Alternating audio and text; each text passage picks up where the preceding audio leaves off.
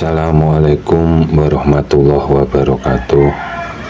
Bismillah, alhamdulillah, wa syukuri nikmatillah, la haula wa la quwata illa billahil aliyul azim. Siapakah Imam Al-Mahdi itu? Dan tujuannya Imam Al-Mahdi ada itu untuk tujuan apa? Kita sebaiknya tahu terlebih dulu agar tidak mudah terkecoh oleh kabar yang ada atau yang ada pada medsos atau media sosial, dan tentunya ada tambahan atau bumbu-bumbu kalau diistilahkan masakan.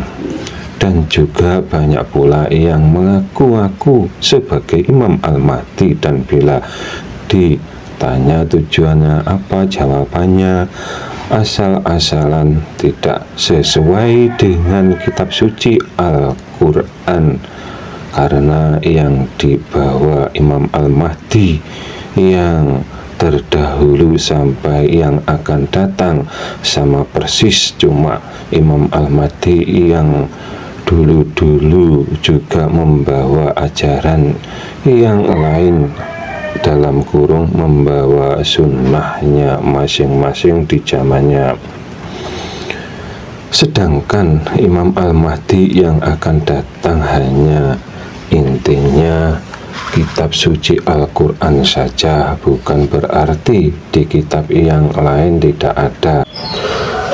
Sungguh keempat kitab suci tersebut intinya sama, cuma beda bunyinya. Dan bila umatnya sudah tidak ada yang paham, maka keilmuan dari nabinya diangkat ke langit, dalam pengertian walaupun yang dilakukan umatnya sama persis dengan yang diajarkan atau yang disyariatkan nabinya tersebut, bila yang dipuja atau yang disembah berhala atau hanya memuja makhluknya atau salah imannya, amal ibadahnya tentu sia-sia atau yang disebut kiamatnya agama mereka.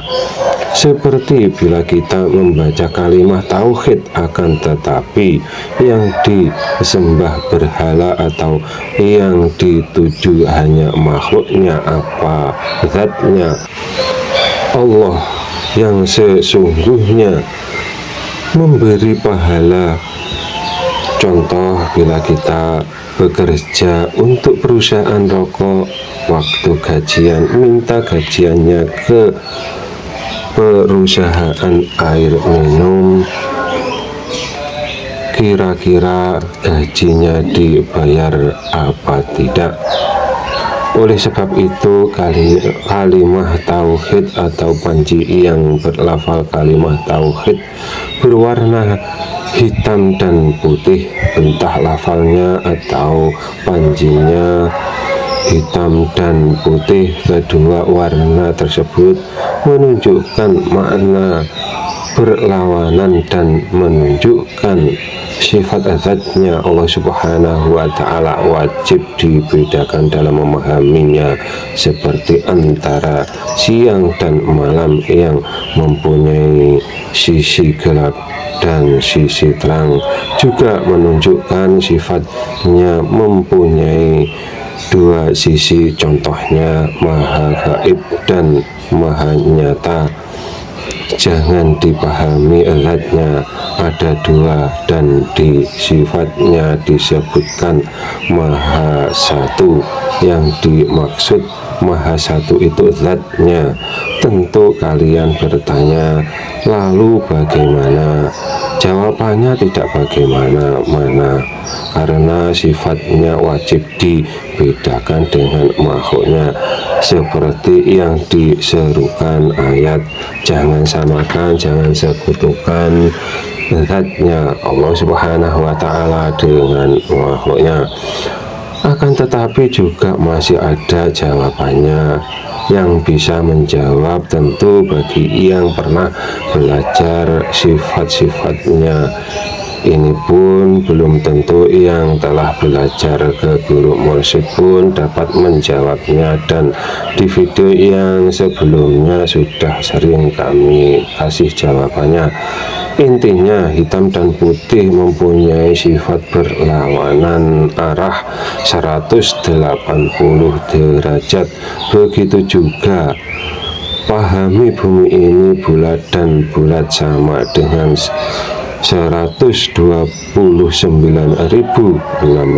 derajat dalam pengertian permukaan bumi atau atasnya bumi segitu.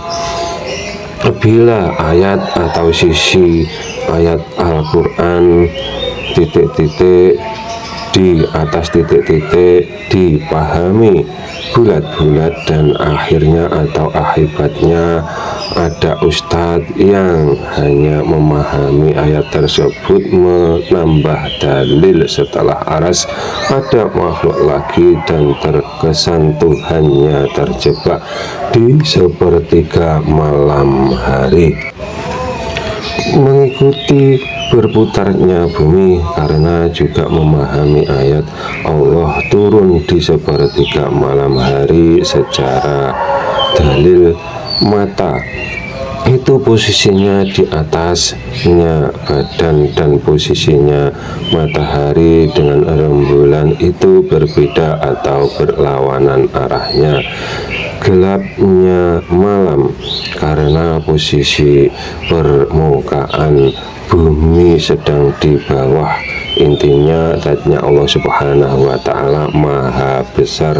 Semua makhluk hanya sebagaikan sebuah giwang yang ada di lautan padang pasir bila dibandingkan dengan kebesarannya zatnya Allah Subhanahu wa Ta'ala, dan sifatnya maha kekal dalam kurung tidak berpindah-pindah, juga tidak membesar dan mengecil.